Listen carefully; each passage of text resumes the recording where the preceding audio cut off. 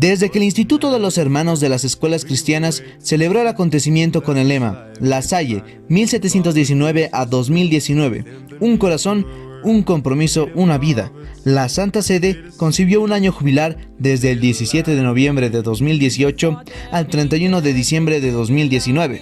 Desde entonces, el año jubilar de La Salle cada vez toma más importancia. Y es por eso que los productores de La Salle Informa han decidido realizar una serie de videos para así comprender no solo la vida, sino también el contexto histórico y lo que sucedió después de las acciones que San Juan Bautista de La Salle realizó. Estos videos, los cuales estarán divididos por ciclos, serán para que todas las personas que sean nuevas o que quieran conocer más, lleguen a entender la historia del cómo La Salle llegó a todas partes del mundo y por qué su pedagogía es considerada una de las mejores que existieron. Primer ciclo, contexto histórico de La Salle. Para comprender cómo a La Salle le costó tanto el poder implementar su pedagogía, entonces nosotros tenemos que ver el cómo se vivía antes de que naciera y la sociedad en la que él nació. Por eso en este video veremos la vida social, económica y política de ese entonces.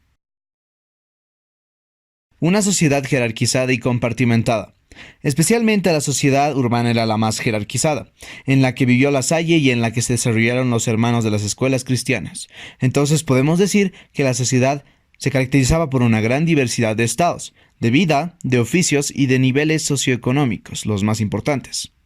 La sociedad francesa tenía una jerarquía teórica. Estaba dividida en 3 órdenes u estados. Su origen era muy antiguo y la jerarquización era intangible. En ella podíamos encontrar 2 órdenes privilegiadas, el clero y la nobleza, y un orden que no estaba considerado, que era el tercer estado. Dentro de cada uno de los órdenes encontrábamos niveles y subdivisiones. Dentro del tercer estado había una multitud de asociaciones de oficios, que eran corporaciones, comunidades y compañías. Lo más importante de esta sociedad es que era una sociedad de apariencias. Las apariencias delimitaban el estatus social de cada quien y hacían que cada uno pertenezca a ciertos grupos. La forma de vestir, el lugar de residencia, la alimentación, el lenguaje, la forma de educación eran distintos aspectos que hacían que otros se diferencien de la mayoría de las personas. Por eso, para el hombre de esa época, era preciso permanecer en el propio estado de vida en el que se encontraba. Por ello predominaba la urbanidad y las costumbres, según su ideal exigente, la que dice que el hombre es honesto. El vestimento también tenía una importancia muy importante y particular en estas apariencias. Pero más que todo, era una sociedad en evolución.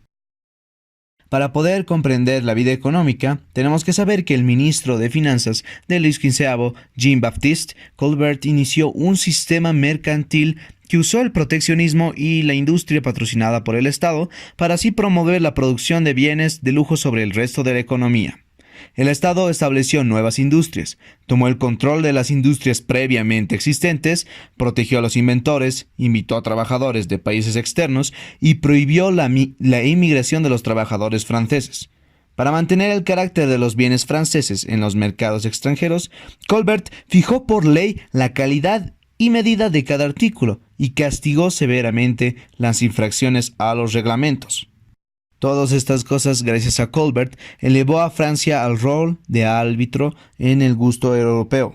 Para incentivar a las compañías, como la importante Compañía Francesa de las Indias Orientales, Colbert les concedió privilegios especiales para comercializar con el Levante mediterráneo y otros lugares, para importar café, algodón, pieles, pimienta y azúcar, pero ninguna de esas ideas empresariales tuvieron éxito. Al final, las guerras y el mal clima a fines del siglo llevaron a la economía al abismo. Para 1715 el déficit comercial había alcanzado los 1.1 trillones de libras. Para aumentar los ingresos fiscales, la talla fue aumentada, y así como los precios de los puestos oficiales de la administración y el sistema judicial. Con las fronteras vigiladas debido a la guerra, el comercio internacional se tornó severamente difícil. La difícil situación económica de la vasta mayoría de la población francesa era extremadamente precaria, y la pequeña edad de hielo tuvo como consecuencias malas cosechas consecutivas. No dispuestos a vender o a transportar sus granos tan necesarios para el ejército, muchos campesinos se rebelaron y atacaron convoyes de grano, pero fueron reprimidos, todos ellos por el Estado. En el ámbito político, este fue un gran siglo para Francia. Es el apogeo del absolutismo, donde hay muchos movimientos de evangelización cristiana. Hay que tomar en cuenta que hubo dos reyes importantes por esta época. Luis XIII, que se hace rey a los 9 años, pero su madre Marie de Medici gobierna por lo joven que era, el cual reina recién desde el 14 de mayo de 1610 hasta el 14 de mayo de 1643. Su hijo Luis XIV, que se hace rey a una aún más corta edad, a los 5 años, y también su madre Annie de Autriche, que hace de regente. En cuanto a conflictos políticos, sobresalen 4 muy importantes. Primero, la Guerra de los 30 años, de 1618 a 1648. La Guerra de los 30 años fue una guerra librada en Europa Central, entre los años ya dichos, en la que se intervinieron la mayoría de las grandes potencias europeas de la época. Esta guerra marcó el futuro del conjunto de Europa en los siglos posteriores. Fronde es un conjunto de movimientos de insurrección ocurridos en Francia durante la regencia de Ana de Austria y la minoría de edad de Luis XIV, entre 1648 y 1653. Este periodo de revueltas marca una reacción frente a la creciente autoridad de la monarquía en Francia, la cual había incrementado su poder bajo los reinados de Enrique IV y Luis XIII. 3. La paz de los Pirineos. Este, igual llamado el Tratado de los Pirineos, fue un tratado internacional de 124 artículos, suscrito por Luis de Haro y Mazarino, representantes de los soberanos de las monarquías española y francesas, el 7 de noviembre de 1659, en la isla de los Faisanes, para poder ponerle fin a un conflicto iniciado en 1635, durante la Guerra de los 30 años. Finalmente, la Liga de Augsburg, también llamada la Guerra de los 9 años, fue una guerra librada en Europa y en las colonias americanas entre 1688 y 1697, que enfrentó a Francia contra la Liga de Habsburgo, la cual sería conocida en 1689 con el ingreso de Inglaterra, con el nombre de Gran Alianza. El conflicto finalizó con la firma del Tratado de Ryswick. La guerra se libró para intentar frenar la expansión francesa en el Rin. Por otro lado, la Inglaterra de Guillermo III participó para evitar el apoyo francés a una posible restauración de Jacobo II en el trono inglés, del que había sido derrocado por la Revolución Gloriosa. Estas 3 características de la época son muy importantes para así poder comprender lo que sigue acerca de la vida y de la acción de San Juan Bautista de la Salle. Por ende, esta necesitaba un video aparte. Y es así como nosotros hemos llegado al final de este video. Como pueden ver, esta serie de videos van a ser de una duración corta, en los cuales vamos a estar describiendo diferentes aspectos desde el contexto histórico de la Salle hasta la llegada de los hermanos a Bolivia. Así que no se pierdan el siguiente video, que saldrá para complementar el ciclo.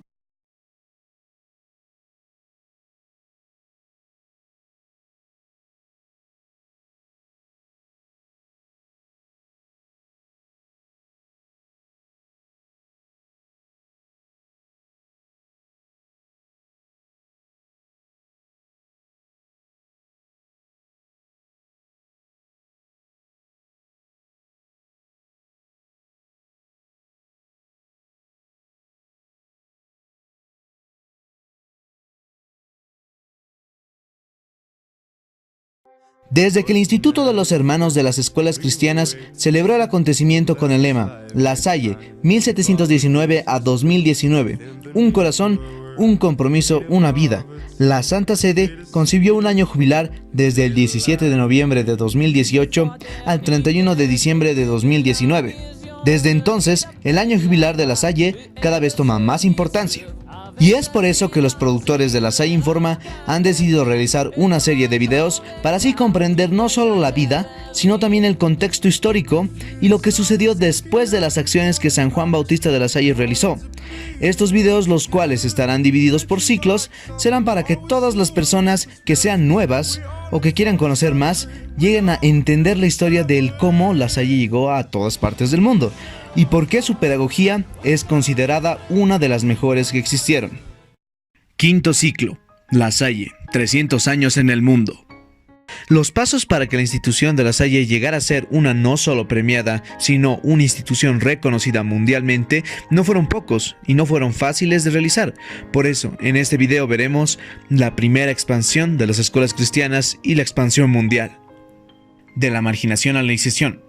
La Escuela de La Salle surge como una institución iniciadora, en el sentido antropológico del término. Inicia a la sociedad y a la iglesia en un solo proceso. Este carácter iniciático ha sido su gran aportación a la sociedad moderna. Todo comienza al constatar la marginación, los que se quedan al margen, es decir, sin ser integrados a la sociedad, de un grupo de niños, los hijos de los artesanos y de los pobres. Algo similar encontramos en el capítulo 1 de las reglas originales. Es un mal crónico entre los artesanos y los pobres dejar a sus hijos vivir a su antojo, como vagabundos que van de acá para allá, mientras no logran colocarlos en alguna profesión, no se cuidan en modo alguno de enviarlos a la escuela, por no permitirles su pobreza pagar a los maestros, o porque, viéndose en la precisión de procurarse empleo fuera de casa, se hallan como forzados a dejarlos abandonados. El siglo XVIII, el de la Ilustración. La segunda fundación, formada en 1720 hasta 1751, coincidió con el periodo del superior general del hermano Timoteo, que estableció en 1720 a 1751, a los 31 años, por lo que se le conoce como el segundo fundador, acompañado por el gran formador del hermano Ireneo, maestro de novicios. El instituto fue aprobado civilmente por las letras patentes del 28 de septiembre de 1724. El rey le concedió al instituto la personalidad jurídica con el derecho de poseer y de enseñar.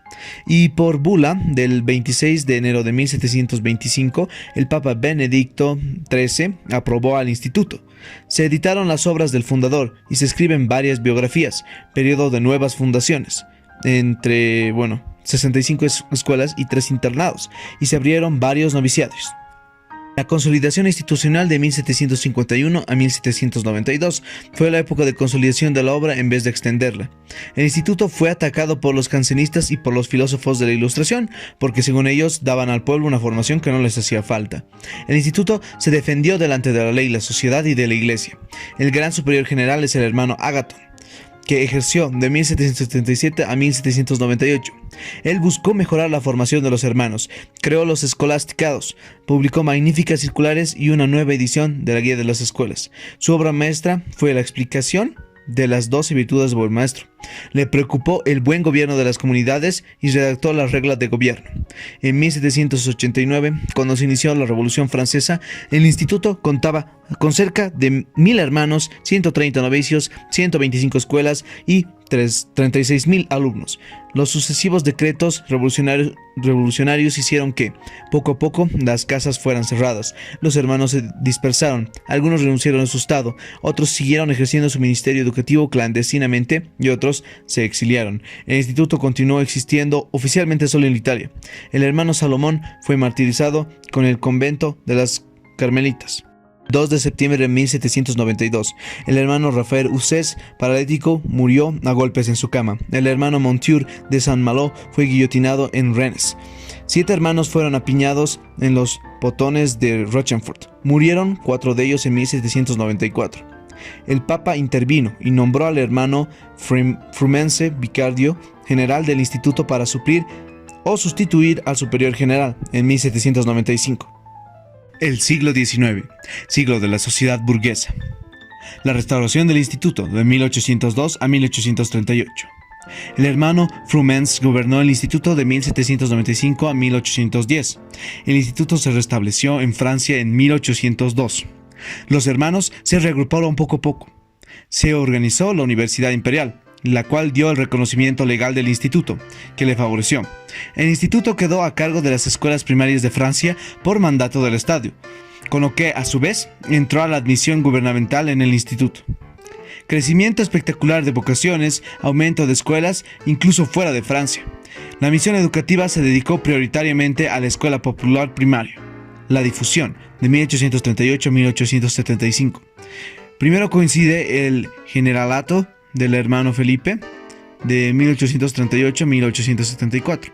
Fue una época de cambios muy importantes: la industrialización, el socialismo marxista, el imperialismo idealismo, el positivismo, el cientismo, las revoluciones y las restauraciones.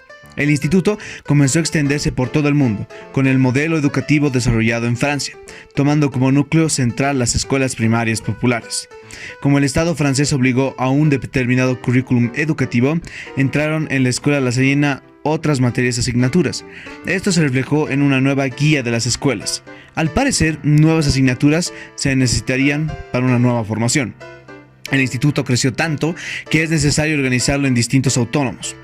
Cuando el hermano Felipe inició su generalato en 1838, habían 2.700 hermanos, 324 casas y 14.400 alumnos. En 1874, al finalizar este gobierno, se llegó a las 11.570 hermanos, a 1.326 casas y 340.000 alumnos. Abrió 1.002 escuelas, de las cuales 268 eran fuera de Francia, 98 en Europa, 26 en Asia, 44 en África y 101 escuelas en América, Canadá, Estados Unidos, Ecuador. En su dinámica interna, el periodo no fue tan positivo. El hermano Felipe, superior general, adoptó una postura de retraimiento entre los cambios, desconfianza ante el mundo, vida religiosa, tradicional, etc. La expansión del instituto llevó a los hermanos a entrar en contacto por primera vez con el Islam y el judaísmo de las obras de los Balcanes y el Mediterráneo, en Asia Menor y en el norte de África. Y llegaron los hermanos por primera vez a América Latina, Ecuador. Por otra parte, en 1840, la iglesia proclamó venerable a San Juan Bautista de La Salle.